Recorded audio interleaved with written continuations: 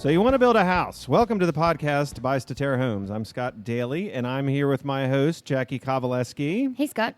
What's going on? Ate a lot of chips today. Had some coffee. Good. So you're raring to go. Probably going to go for a run later. Good for you. Maybe not. Maybe not. We'll see. We'll see.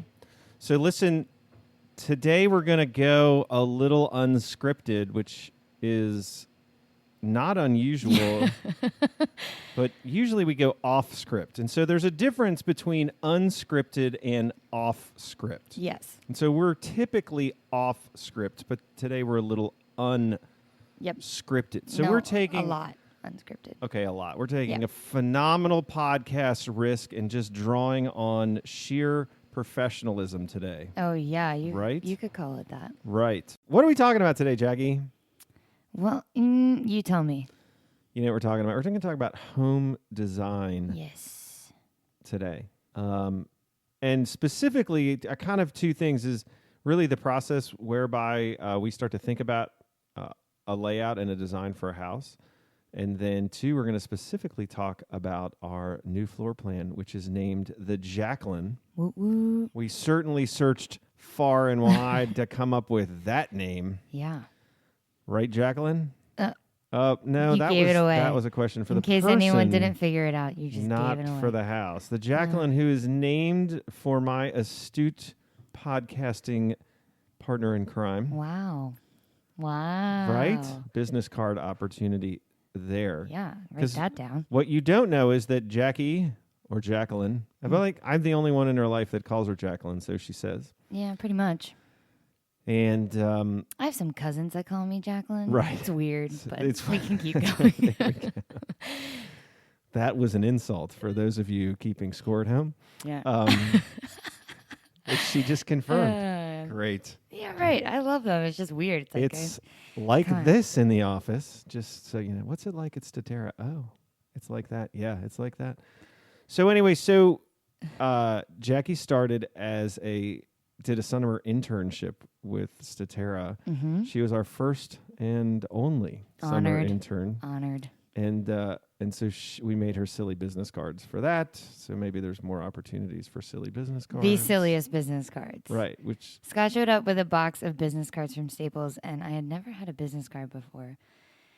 And I thought, this is kind of cool. I don't really have anyone I talk to in the outside world because I did more behind the scenes stuff. But I thought, maybe I'll enjoy having a business card. And then I looked at the card, and the name on the card was something that I could not give this out professionally. The name on the card was Jaclyn Kowaleski. Yeah. Let's be accurate. Okay, my description. And by that you my mean title, job title. my job title, Right.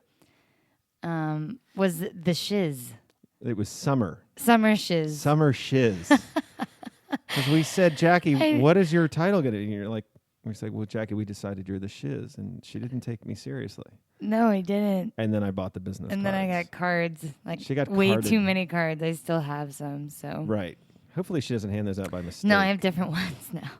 But anyway, what were we talking about? So we're talking about home design. Right. Yes. And so what you've heard us talk, if you've listened to our podcast before, you probably haven't heard us be this silly, but what you've heard us talk about is this idea that we want to craft a house around your life, and that our job at Statera, or our goal, or our mission, whatever you want to call it, is to understand enough about your life and help guide you to a house that makes sense and fits around your life. Mm-hmm. And what we do for most people, how that works out in the practical real world, is a lot of people start with some of our pre-designed floor plans that they like, that either fit a certain size that they have for a lot that they're looking at, or we offer these in our communities and people want to buy a lot home package, or folks just don't really want to start with a blank slate. So they start with one of these pre-designed plans, and then we come alongside them, help understand a little about their lives, their budget, their needs, and see how we can then craft that floor plan. So the floor plans are kind of like a starting point. They are the rough outline, if you will, of a final house. And so what we wanted to do today was to briefly talk through how we come about those designs because we have just, as of the recording of this podcast, rolled out a new plan called the Jaclyn, as you have already heard, which is totally fun. So, Jackie, I'm going to ask you a question. What do you think? I'm ready. So if you don't know anything about the Jaclyn, just give you a little background. It's a smaller house. Yeah. Starts less than 1,400 square feet, the way we have it designed on our website, which by modern American standards is pretty small. So Jackie, I'm going to ask you a question. I'm going to put you on the spot. Great. Here. Can't wait. Based upon your vast knowledge of new home design, what do you think is the main driving factor when a builder designs a smaller house? I would say cost. Cost. Yes. I would agree. Points for you. Yes. Do you want to unpack that a little bit? Is this the next round? Am I going on to the next round? Yes. Did I make it? Okay. Sure. Builders, they usually design small to hit a price point. And to hit that price point, you have to compromise. And what you already compromise is space. So that's the first thing you already are giving up. Right. And so then after that, you don't just typically compromise on space. Right. So what we found, and do you want to, I'm sorry. No, go ahead. You're good. One of the things we found is that you end up, some of the plans we looked at, you end up compromising more than just the space if you want a small home. And so we thought, well, what if you don't have to compromise on everything? Right. So a lot of builders are going to not just, when they shrink a house or they create a small design, they're going to make everything smaller than they would on a bigger house. Right. That's the problem is it's not necessarily how people live. And so we really tried to take a very different approach because we thought that the big compromise was already in the smaller house.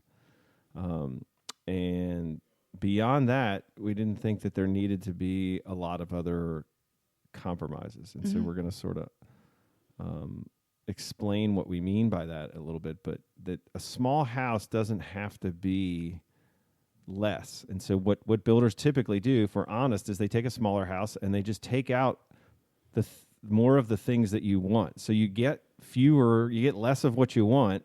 Right. And you pay less for it. And it's not necessarily a good value, even if it's at a low price point. And so we looked at this and we decided that, hey, an inexpensive house doesn't need to be cheap. And there's a huge difference, at least in my mind, between inexpensive and cheap. Right. So let's get a house that is at a much lower price point. So it is, by definition, a little more affordable, but let's not make a cheap house. Right. And when I looked around, I didn't see any small houses that I didn't feel were cheap. So we had to start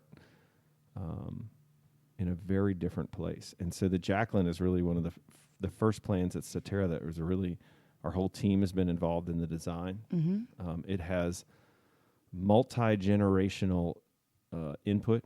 So we have folks in their 70s, folks in their 40s, folks in their 30s, and folks in their 20s taking a look at this plan and all giving their input. Yeah. So that it can be really very useful. And that was really cool that we all got to sit around and put our own input into the plan because some of the things that were mentioned I would not have realized just purely because I haven't reached that stage in my life, like the privacy in the owner suite, which we're going to talk about. Right. Which we can talk about, actually. Let's talk about how we came up with the inspiration for the plan. So we said it's a very hard thing to do to design a small home, right? Yes. And one of the things I learned here is that it's harder to design a smaller home than it is to design a larger home. Correct. At least in our opinion, it is. Okay. And so the reason for that is that a smaller home has all of the elements that a larger home has. So, for example, you can take one of our larger footprint houses, say the Alyssa. The Alyssa's somewhere 2,300 square feet in base. It's 3-bedroom, 2-bath. The Jaclyn, which is some in the 1,300 square feet, is 3-bedroom, 2-bath. And so what you find is that there are certain elements that have to be in every house. And so, for example, a 3-bedroom, 2-bath house obviously has at least 3 bedrooms, 2 baths. It has a garage. It has a kitchen. There's got to be a place to eat. Right. And so all of those things, those elements are present in some form or fashion in both houses.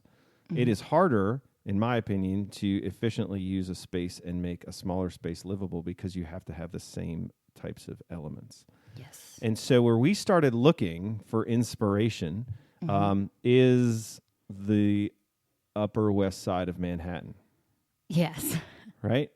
And, not a very likely place to say, hey, we live in a rural area at the beach. Yeah. And we want to design a new house. So what are we going to do? We're going to go look at Manhattan condos. Right, because Sussex County and Manhattan are almost the same. Yeah, I mean, pretty much indistinguishable one from the other. Right, totally get it. With a few subtle differences.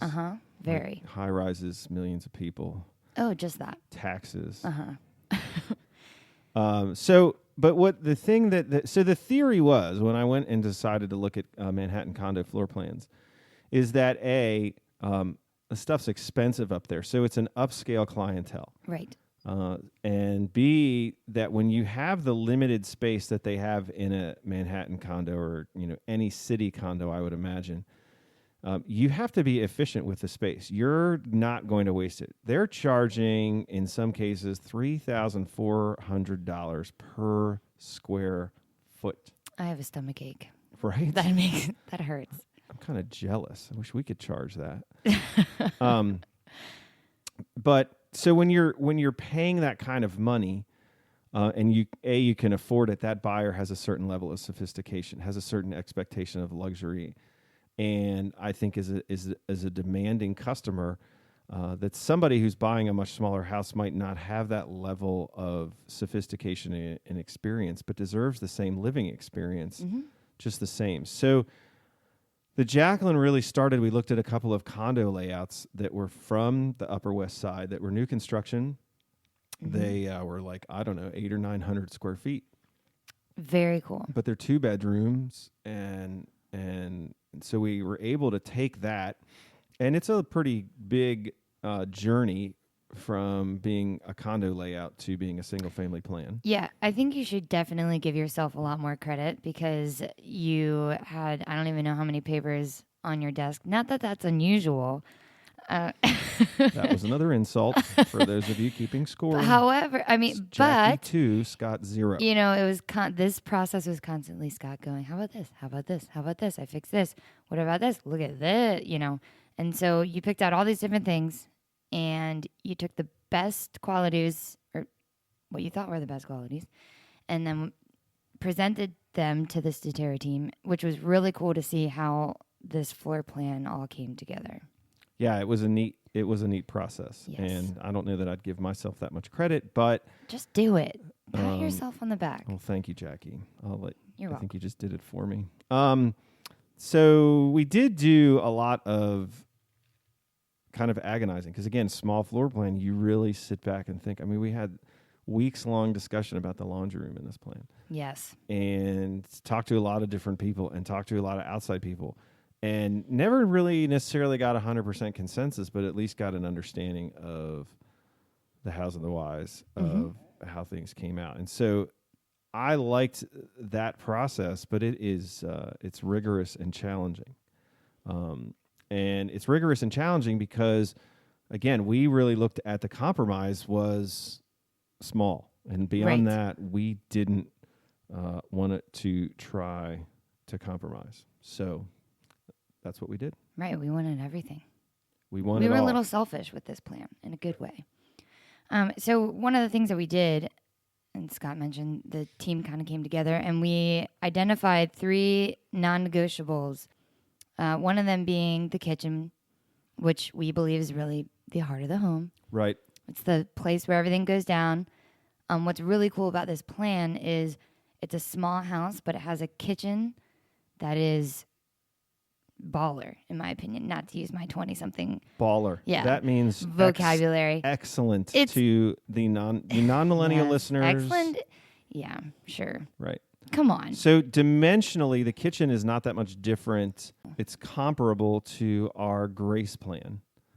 which starts at a little over 2,000 square feet. So that plan is literally 30% bigger. But the kitchen so amazing is almost the same size. And we looked at this from the standpoint of, look, I'm in a smaller house, but I'm going to entertain, generally speaking, the same number of guests, right? So you're not having a block party in your house. Nobody is. But you have one or two couples over.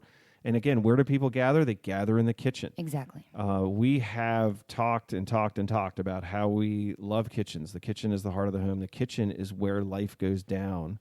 Good, bad, mundane, extraordinary. Yeah. It all happens in your kitchen. So we thought, that someone who's living in a smaller house, they're not looking to compromise their life. They want their life they want to be able to live their life in the same way that everybody else does. So we said we're not going to compromise the kitchen, and it absolutely adds to the cost, but we actually think it actually adds to the livability. So that's very valuable. It's a compromise you're not going to have to make, so that if you're looking at small plans from some of our competition, you're going to find the kitchen's not even close. It's just not even close. Right. And, we don't want to throw our competition under the bus, but this is something when you're staring at a PDF off the internet or something, you might not really realize and go, gosh, why is the price point on the Statera home a little bit higher? One of the big drivers in that is not just our kitchen specs, which are higher, but ultimately it will be the size of that kitchen. Right. So it's big. Yeah. So what else? Well worth it. The other thing, outdoor space. Right. I mean, people don't always live in their house. And so one of the ways you drive down costs and you make people compromise on smaller plans is reducing porches and things like that. And we said people love porches. I mean, one of the huge feedbacks we get on any one of our plans is we love that they have porches, or can you make them even bigger? Mm-hmm. And so the answer to that is, yeah, we do. We do on a lot of our floor plans. We take our standard porch and expand it for people because they want the space. And so we said, look, we're going to give you a little bit of a porch, even in the standard Jaclyn. And again, it's going to drive a little bit of the price point, but there is a very small but very usable front porch on the Jaclyn that you can rocking chairs, have a couple of rocking chairs and a table and enjoy some outdoor living, and it's included in the price. Yes. So one of the other podcasts we talked about things you can easily and inexpensively add after the fact, and outdoor space, decks, paver patios, things like that. Those consistently get on the list of things that are relatively easy to add after you've built. And so, but we wanted something that was there. So day one, you get in, you get your keys, and here you go. You've got some outdoor living space. So yes. What else? Those were two big attributes for me. And then the third one, which I actually did not think about. Now I'm very appreciative that we have that what did you call it? The input that we had on this plan? Multi-generational. Oh, well, there you go. I thought it was something else, but okay. I'm She's glad just thinking, we even let the old people talk. That's not true. Right. That is not true. I'm just thankful that there were other opinions rather than my own, because clearly I don't know what's good for me. As a millennial, she was totally shocked that the old people had anything to add. The millennial argument. Right. Look, let's talk about the owner suite privacy. Yes, ma'am. This is the third factor. The owner suite not being directly off of the main living space. Right. So one of the things that you're going to find in small homes is everyone is going to look to eliminate square footage in some form or fashion, and hallways are a very low-hanging fruit, if you will, meaning that this is what you want people to get rid of. And so one of the easiest ways to do that is just to take the owner suite and load it right off of big living space. And look, we have plans that do that. Because it's efficient. But when possible, for a lot of people, we think a little bit of separation actually works a whole lot better when it comes to privacy, when it comes to livability. So that was sort of the key third non-negotiable in designing the Jaclyn, is we wanted to make sure that the owner suite, was a suite, so you got a bedroom and a bathroom, and also it was a little bit separated from the living space. So there's a very short hallway, and there's a bedroom in between the living space and the owner's suite. on the Jaclyn that when you build it, and for such a small house, you're really going to feel like you have a separate space. Now, we already believe in the idea of livability for both. That's why a Statera house has insulated owner suite walls and a solid core door, which we've explained before, and all that is really noise abatement. So these open floor plans allow noise to carry through the whole house, and that's just a fact of life, but it doesn't have to be a fact of your bedroom. Sure. And so we took those approaches, and those are still present in the Jaclyn because we're not going to compromise our standards. But what is also present is the idea that you get some separation so that life can be going on in the kitchen and in the great room area and in the dining area, and someone can be taking a nap or go to bed early. A lot of people have different sleep schedules that live in the same house, and that's just livability. So that was the third real compromise that we didn't want to make. Right. So we didn't. We didn't. It's just right there. I love this plan. Did I already say that? I think you did. Oh, okay. And I think there is a trend. People say, "Oh, this plan is smaller," but you don't have to compromise livability for small. You just might want smaller. A, it's less expensive. B, it's going to be less expensive to operate. You brought up a good point as we were doing the design here about, hey, this is smaller. You don't have to clean as much. Yeah, not big on that.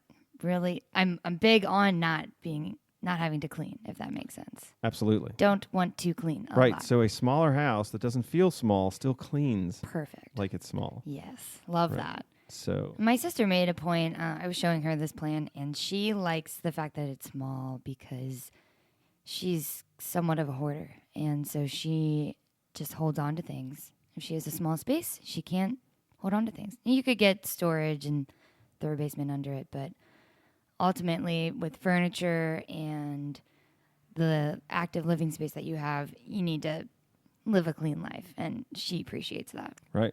Absolutely. What else? I know you and I have had a couple of conversations, and so just on a personal note. Oh, boy. As Jacki Kovaleski, not the Statera employee, but the 25-year-old recently engaged. Everyone say congratulations, Jacki. Oh, thank you, everyone. Yep. Yes, what's up? Just give me your personal take on this plan. Because this plan really kind of... Besides me saying I love this plan. Well, okay, so maybe unpack that a little bit. You want me to unpack that? Okay. I like this plan because I can look at it as a smart investment for myself. You're asking me a personal question, right? Yes, I am. Okay. So, yes, I am 25, and this would be my first home. And I realize that I won't need the same amount of space now as I'll need later, but as my life goes on, I can still see this as a resale option, and I can see it as an option for myself to live there now. Does that make sense? Absolutely. And the three features that we mentioned, I'm big on the outdoor space. I really like the idea of the front porch. I also like the kitchen, just the way my family grew up. Like you said, everything happens in the kitchen. And then I also really like the idea of having the two elevations. I personally am maybe you will make a millennial comment, but I like the farmhouse elevation. I knew you were looking at me like that. I knew it. Right.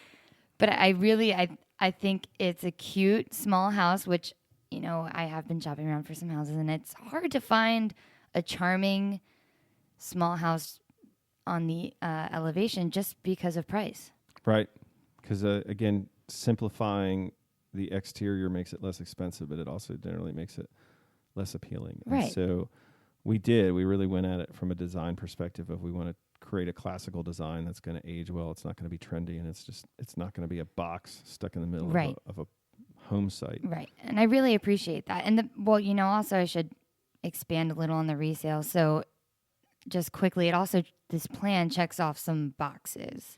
So single level living, laundry room on the same floor, obviously single level living, and 3 bedrooms, 2 bath. Those are the things that it's almost hard to afford as a first time buyer. Right.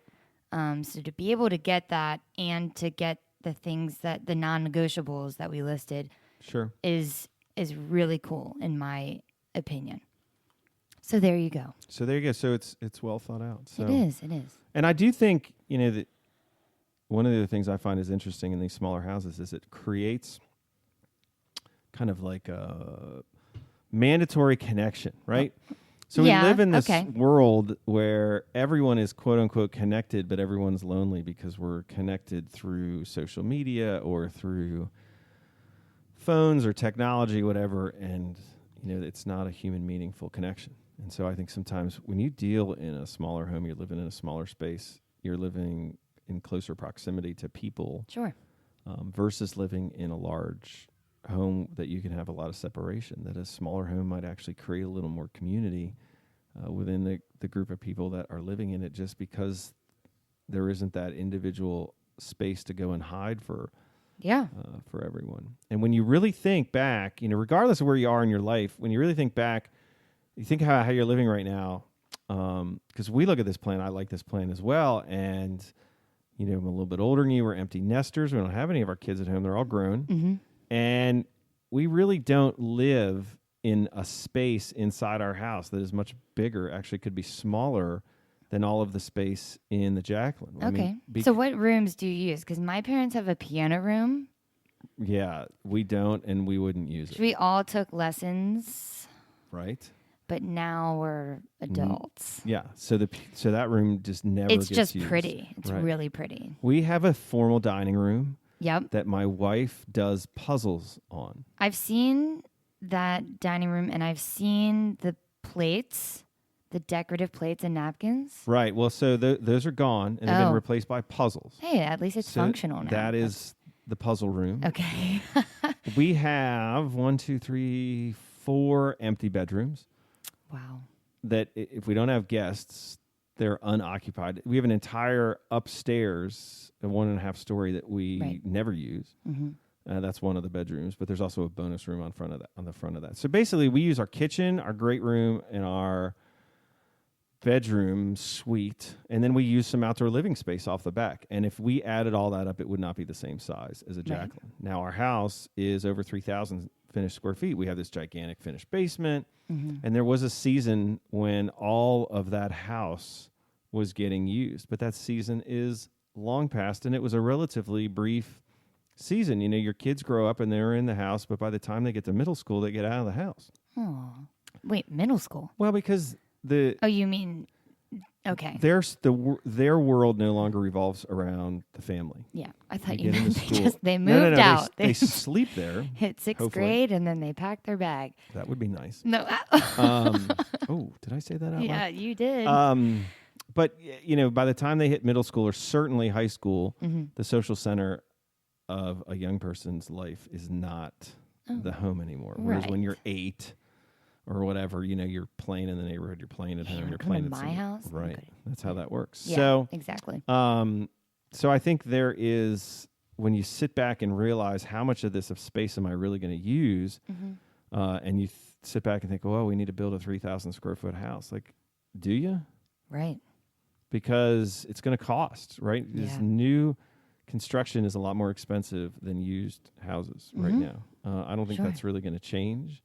And so you're going to spend a lot more money to get a new house. And then when you buy a big new house and you don't use any of the space, is that good use of your resources? I don't think it is. So I think you're going to see people sort of wise up to that reality and say, oh, I don't want a house that's that big, but I do want a house that's nice. Right. And so there's just not a lot of small and nice out there. Right. Take a look at this plan. Now there is. And now you think you understand a little more about the thought that goes into how Statera approaches home design. And again, this is really just the basis. And so what this plan needs to do is it needs to match up with your life. And then we're just going to guide you through how to tweak it and make it yours. Yes. And that's something that's exciting and that we're looking forward to. Yeah, very cool. So is there anything else that we want to cover on this idea of design? No, I don't think so. Jaclyn? Unless you want to hit me with another surprise. No surprises. Okay. Not today. But I hope that was an entertaining experience. And so This is the So You Want to Build a House podcast. I'm Scott Daly. And I'm Jacki Kowaleski. And we'll see you on the next episode.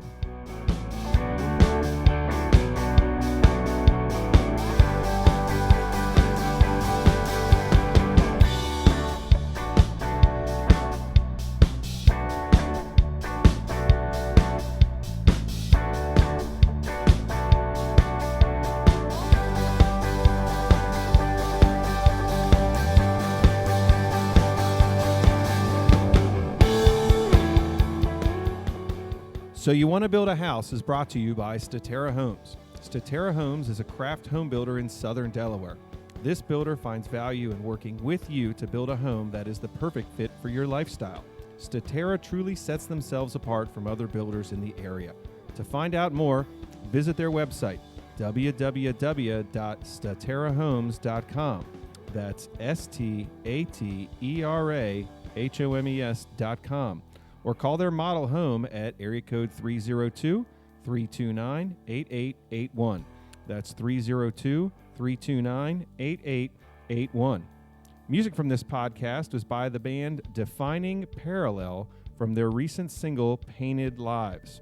Thank you for listening to So You Want to Build a House. To stay updated on the most recent episodes, subscribe to this podcast on iTunes or Spotify or wherever you found it to begin with, or check out Statera Homes website, which is again www.staterahomes.com.